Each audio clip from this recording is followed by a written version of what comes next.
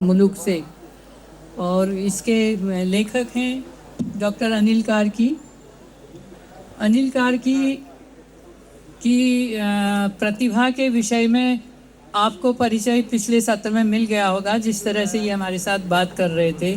इनका विशद अध्ययन है, बहुत गहरी पकड़ है जीवन की भी और साहित्य की, भाषा की भी। बहुत पढ़ते हैं और लिखते भी खूब हैं। इनकी बहुत सारी किताबें, आज यहाँ जो पुस्तक की स्टॉल लगा है हमारे पीछे की तरफ को, वहाँ इनकी कई किताबें लगी हुई हैं, आप देख सकते हैं। कहानी, कविता, निबंध वगैरह सभी चीज़ें सभी विधाओं में लिखते हैं। मेरे ख्याल से उपन्यास नहीं लिखा ना अभी तक। हाँ, और ये लिखते हैं और इनकी कई विशेषताएं हैं लेखन के। लेकिन मैं और कविताओं की ओर वो अभी ज़्यादा नहीं जाऊंगी, अगर समय बचा तो सुनेंगे कोई कविता इनसे। आज हम चर्चा करेंगे महासीर के मुलुक से। आप सब जानते हैं, जिन्होंने मछली का नाम सुना है उन्होंने महासीर का नाम भी सुना होगा। एक मछली होती है और पहाड़ों में ठंडे पानी में शीत जल मत्स्य जो होते हैं उनमें से एक महत्वपूर्ण बड़ी मछली महासीर है। तो अब आप समझ सकते हैं कि महासीर के मुलुक से लिख रहे हैं तो किसकी बात होगी। थोड़ी मछली की, थोड़ी पानी की, थोड़ी नदियों की, फिर नदियों की घाटियों की, घाटियों के लोगों की, उनकी समस्याओं की, उनकी संवेदनाओं की, वो सब बातें इन्होंने इस पुस्तक में की हैं। तो ज़्यादा ये हमको इसके विषय में बताएंगे। तो कैसे ये लिखने की प्रेरणा हुई आपको? महासीर जो मछलियों के बारे में जानते हैं उनके लिए एक नाम हो सकती है, एक प्रजाति की मछली हो सकती है। मैं जिस नदी के किनारे पैदा हुआ उसे पूर्वी रामगंगा कहते हैं।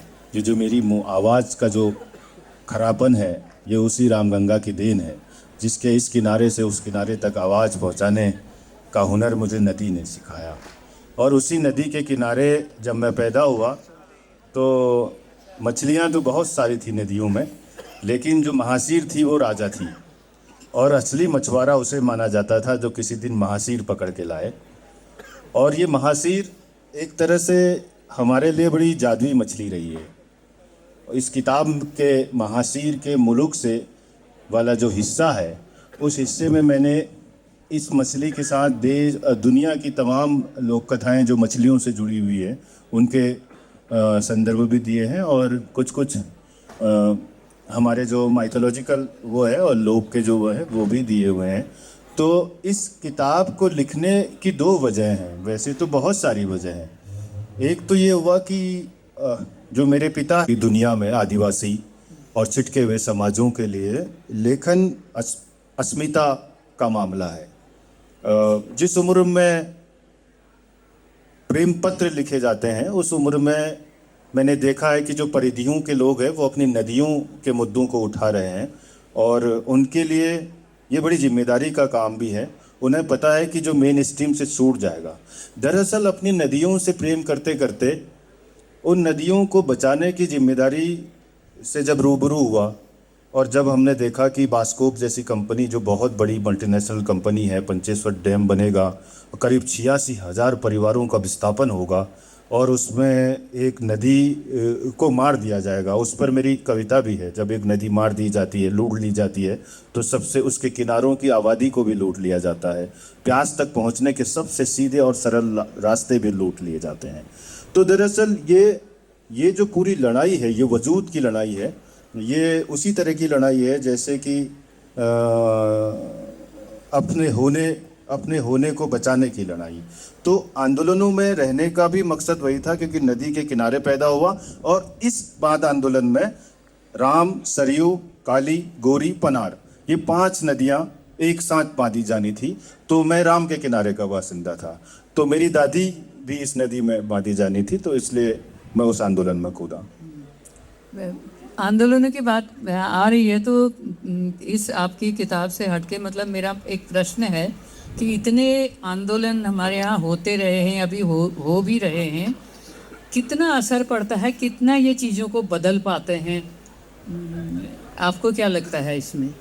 पंचेश्वर आंदोलन का जहाँ तक जिक्र है, हमने उसे पूरी तरह तो नहीं बदला, लेकिन एनजीटी में जो हमारे पत्र गए उस समय, मतलब विमल भाई और सुमित महर, मैं या हम सारे लोग जितने भी वहाँ थे, वो एकदम नए लोगों का आंदोलन था। उसमें मनोज खड़ायत थे और शंकर खड़ायत थे, महाकाली लोक अंचल। दरअसल वो एक अलग तरह की स्ट्रेटेजी थी। हम चाहते थे कि समाज का हर तबका, हर वर्ग, भूमिहीन, स्त्रियां, इवन बच्चों का भी एक ग्रुप था, चौपाल, भारत और नेपाल का साझा मंच है। तो वो बच्चे भी उस आंदोलन में सक्रिय थे। वो अपनी याद, उनके पास याद तो नहीं थी कि बचपन में, लेकिन हम अपने स्कूल का रास्ता बहुत याद आएगा, या हम नदी पार करके अपने घर जाते थे, हमें इस तरह की छोटी छोटी बातें वो बोलते थे अपने समूह में। हमने उसको भी डॉक्यूमेंट किया, और इसका सबसे बड़ा फ़ायदा हमको ये हुआ गवई परिवार से। आपको यकीन नहीं होगा, मुझे 3 महीने पहले पता चला कि जब मैं पढ़ने लिखने की तरफ प्रवृत्त हुआ, इस तरफ आया, तो उसके पीछे हमारे बेरीनाग में जो उपराड़ा पाठक पट्टी है, उसमें एक बहुत ही शानदार शिक्षक थे, घनश्याम पाठक, जिन्होंने मुझे लियो तोलस्टॉय की एक कहानी कक्षा 8 में पढ़ाई, काकिसिया का कैदी। तो वो जो कहानी थी वो इतना क्लिक कर गई, क्योंकि उसमें सैनिकों का जिक्र था। वो मेरे पिता के सैनिक जीवन से मिल गई। तो मुझे पहली बार अपने पिता को, सैनिक को, उस तरह एक आम मामूली सैनिक को इस तरह लड़ते हुए देखना, मतलब किताब के बहाने, मुझे लगा मेरा पिता भी कुछ काम का है। तो हमने फिर यहाँ से पढ़ना लिखना शुरू किया। तो लेकिन ये पहला चरण था। जब मैं नैनीताल में आया तो मुझे लगा ये तो एक तरह से हिमालय का एथेंस है। यहाँ थिएटर भी है, जवर्दा भी आए थे, यहाँ क्या कहते हैं, इतिहास भी है, पत्रकारिता भी है, अलग अलग स्कूल भी है, उन स्कूलों के जोखिम भी है, उन स्कूलों से बचना भी है, तमाम मतलब उन स्कूलों के साथ रहना भी है। तो ये सब नैनीताल में आके सीखा।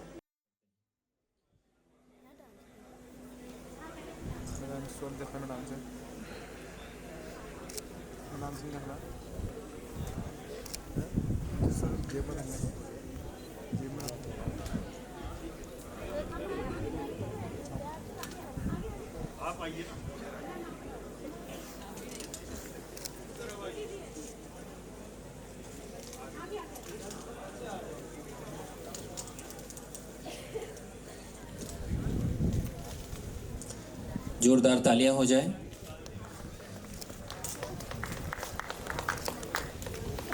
और साहित्य महोत्सव, जैसा कि हम जानते हैं कि लेखकों का संगम है।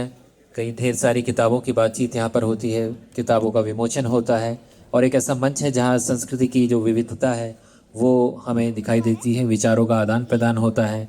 और निश्चित तौर पर डॉक्टर गीता खोलिया जी की ने जो काव्य की रचना की है, उन्होंने किस तरह का काव्य लिखा है, उस पर उसकी पड़ताल करती हुई ये किताब है। तो आप इस किताब को ज़रूर पढ़ें, आप सभी से अनुरोध है।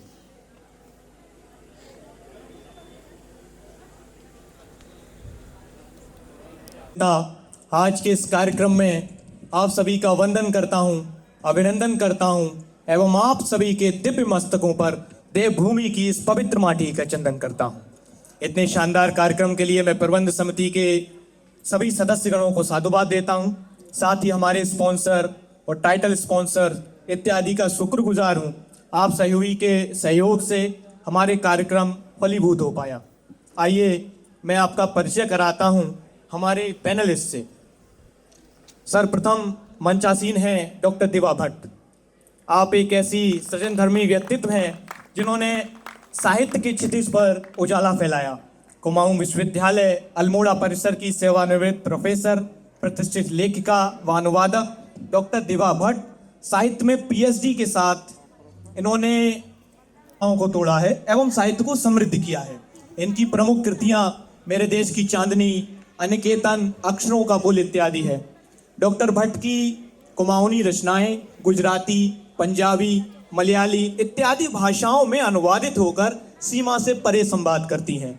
वह स्वयं राजमोहन गांधी, नरेंद्र मोदी इत्यादि लेखकों की कृतियों का अनुवाद भारतीय भाषाओं में करके एक सेतु का कार्य कर रही हैं। आइए गर्मजोशी के साथ एक बार स्वागत करते हैं डॉक्टर दिवा भट्ट जी का।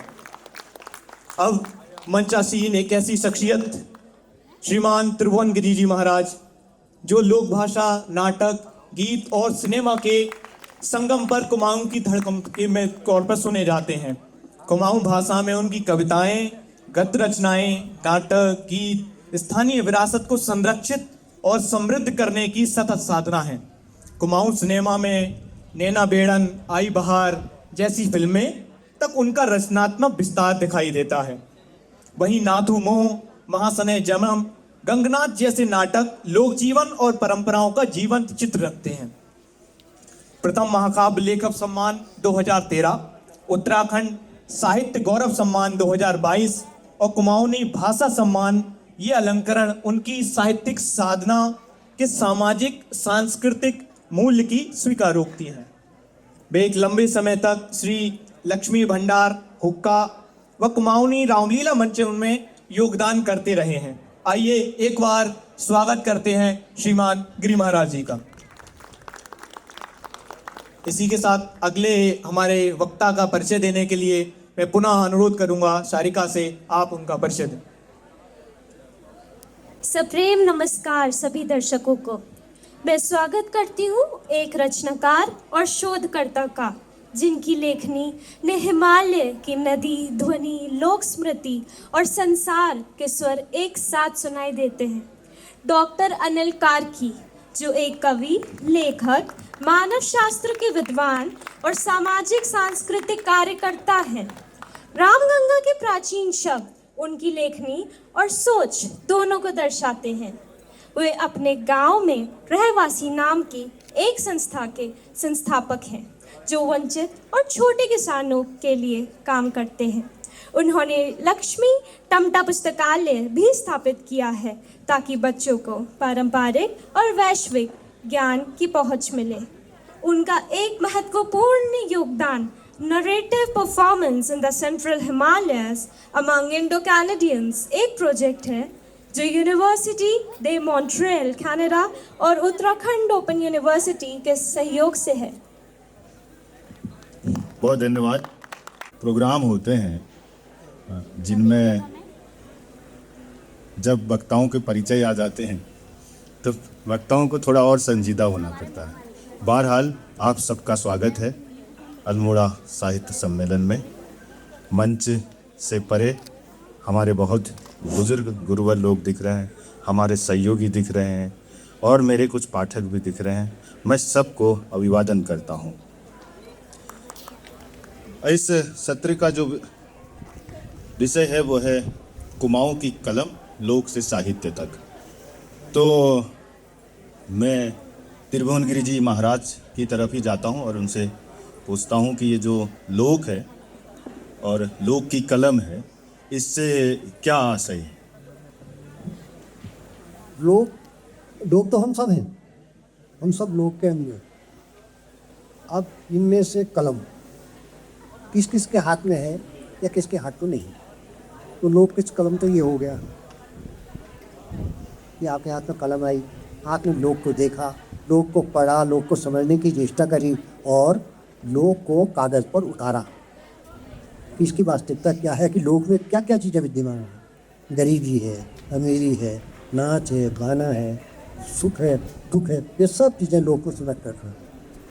तो मैं इसी सवाल को थोड़ा और गहराई के साथ दीवा भट्ट मैम से पूछता हूँ। जब मैं लोक और लोक की कलम की बात कर रहा हूँ तो मैं लोक की मौखिक परंपराओं और उसके परिनिष्ठित साहित्य तक आने की बात कर रहा हूँ। आप इसे कैसे देखते हैं, हमारे कुमाऊं का जो लोक है और उसका जो परिनिष्ठित कुमाऊनी लेखन है उसको? जो आपका विषय है, आज का शीर्षक रखा है कुमाऊं की कलम, लोक से साहित्य तक।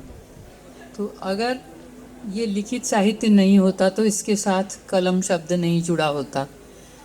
वैसे हम समझते हैं कि कुमाऊं लोक मतलब हम अगर कलम नहीं जुड़ा होता तो हम केवल लोक साहित्य की बात करते हैं यहाँ पर, क्योंकि लोक साहित्य उसको कहते हैं जो मौखिक परंपरा से चलता है, मुख से बोला जाता है, गाया जाता है और कानों से सुना जाता है, और बोलते सुनते ही वो एक जगह से दूसरी जगह, एक युग से दूसरे युग तक पहुंचता है।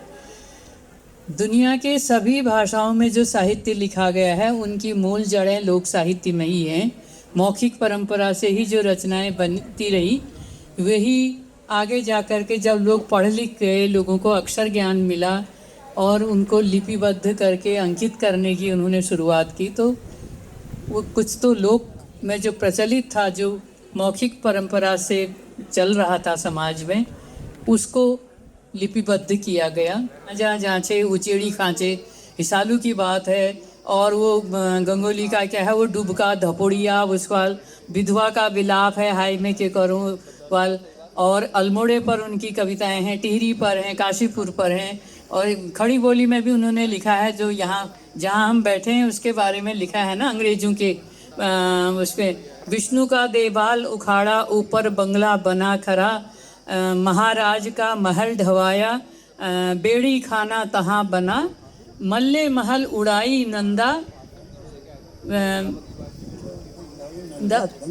बंगलों से भी तहाँ धरा, अंग्रेजों ने अल्मोड़े का नक्शा और ही और करा, और ही और करा। तो ये जो भाषा थी ये कुमाऊनी की, और तो ये जो उस समय का जो अपना समकालीन है, समसामयिक है, उसको साहित्य में देने की एक शुरुआत की, तो ये बड़ा क्रांतिकारी कदम था। फिर उसके बाद हमारे यहाँ कवि हुए, बहुत सारे कवि, अभी मैं नाम नहीं गिनाती हूँ क्योंकि हम उस सूची में ही रह जाएंगे। जब हम लोक से कलम और लिखित साहित्य की बात कर रहे हैं, तो उस यात्रा को हम चाहते हैं कि हमारे दर्शक भी सुने। तो वो जो लिखित की यात्रा है वो किस तरह शुरू हुई, क्योंकि आप इस पूरी यात्रा में एक साझेदार रहे हैं, तो हम चाहते हैं कि आप उस यात्रा के बारे में भी हमारे श्रोताओं को बताएं। ग्रामीण जीवन से बाल्यकाल से जुड़े रहे और ग्रामीण जीवन से शहरी जीवन में शहरीकरण होने तक हमारी एक धारणा रही हमेशा कि जो कुछ हमने जहाँ जब जब देखा और जो कुछ देखा उसको कलम पकड़ना सीख गए थे, लिखना भी शुरू कर दिया और लिखते रहो। तो इस तरह हम देखते हैं कि जो बात अभी तक मुंह में थी और मुंह से कान तक आती थी, वो अब कलम में भी आने लगी। कि केवल हमारे नहीं, हमसे पहले भी कई लोग हुए हैं जिन्होंने मुंह से आई बात को कलम से कागज़ में उतारा। एक बात तो ये हो जाता है सर। अब दूसरा ऐसा, आपने क्या लिखा? लिखने के लिए तो आपका इतना बड़ा फैला समाज है, उसमें दुख भी है, दर्द में, मैंने कहा पहले, पीड़ा भी है। कुछ लोगों की आदत है कि वो केवल सुखी की बातों को समेटता है, और कुछ पूरा दुख की बातों को समेटता है।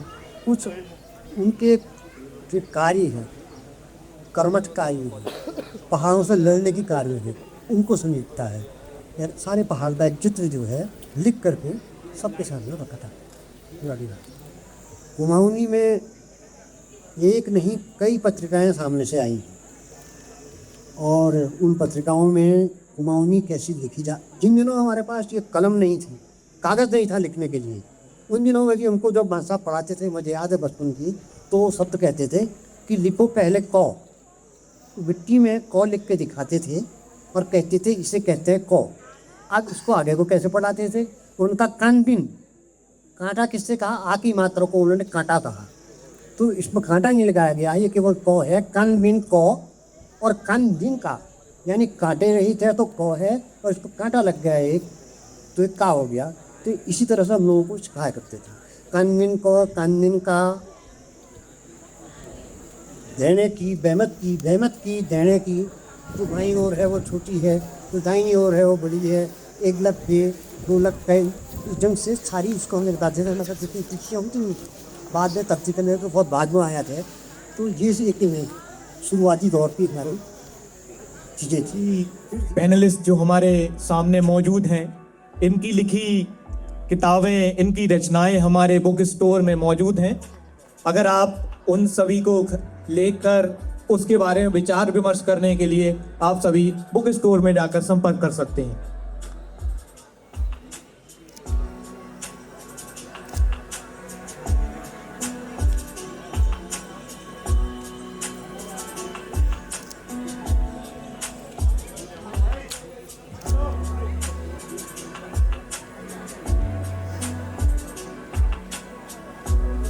कृपया जोरदार करतल ध्वनि के साथ स्वागत कीजिए, अभिनंदन कीजिए हमारे समस्त वक्ताओं का।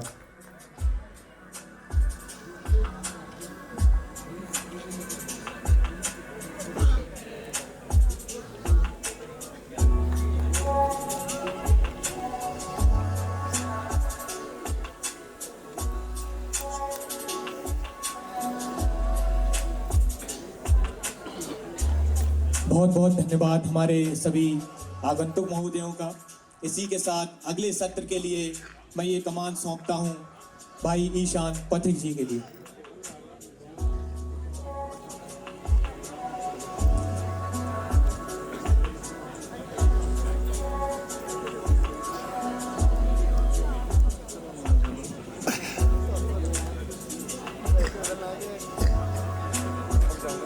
नमस्कार, ये म्यूजिक कट कर दो, थैंक यू।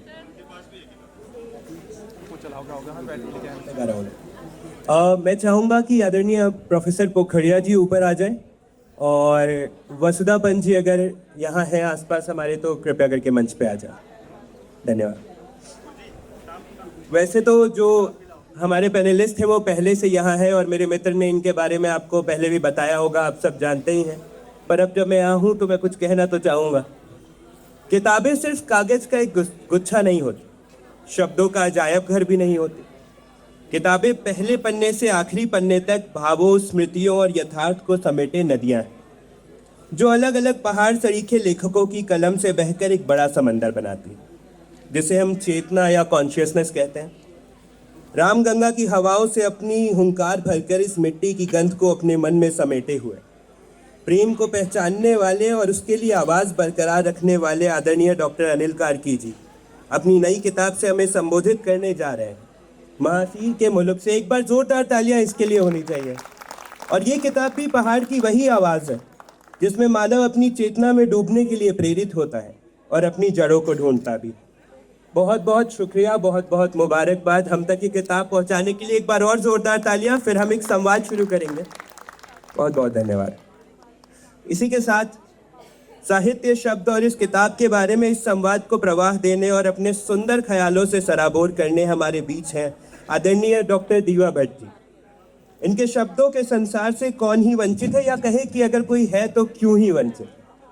आपका हर वाक्य एक दीपक है, हर विराम एक अर्थ का द्वारपाल।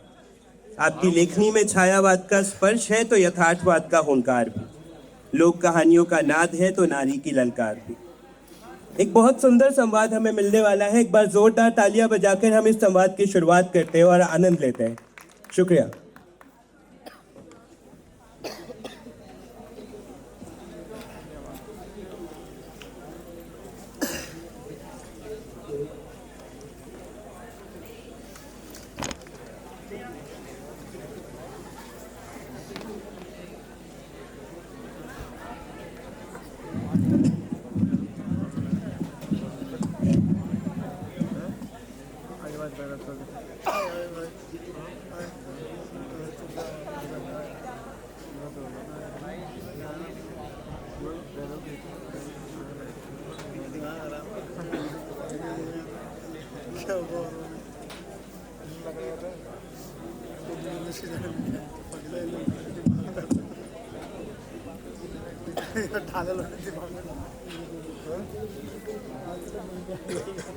शनिवार 23 अगस्त 2025 को कुमाऊनी लोक गायकी की एक प्रतियोगिता हुई थी, जिसका आयोजन होटल शिखर के सभागार में हुआ था और उसका आज यहाँ पे पुरस्कार वितरण है।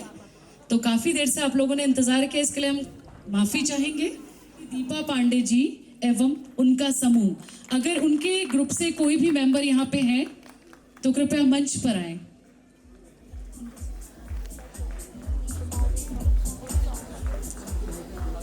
टॉप 3 में है श्रीमती राधा तिवारी एंड समूह। कलाकार यहाँ पे नहीं भी है तो आपकी तालियां बजते रहनी चाहिए। और टॉप 3 ग्रुप में ही शामिल है श्रीमती कुसुम जोशी एंड ग्रुप।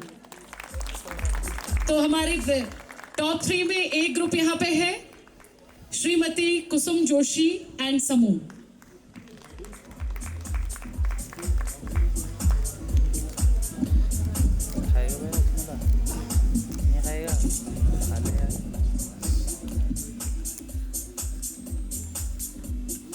तो मैं मंच पर आमंत्रित करती हूँ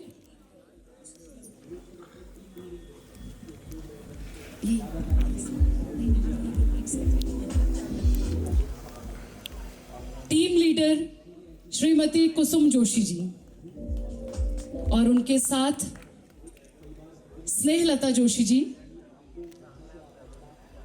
प्रभा बोरा जी,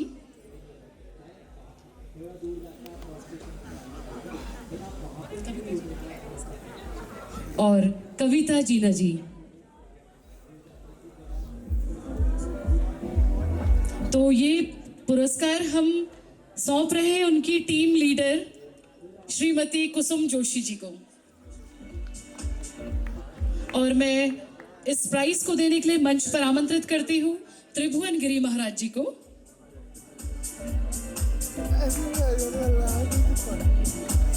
तालियों में कमी नहीं रहनी चाहिए, उपस्थिति दर्ज इसी से होगी कि हाँ, तालियां बजती रहे और शो चलता रहे।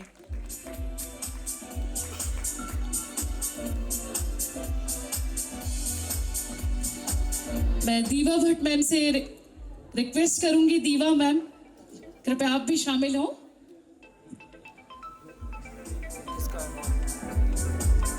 हेमंत बिष्ट जी हमारे बीच में है, मैं आपको मंच पर आमंत्रित करती हूँ, श्री हेमंत बिष्ट जी।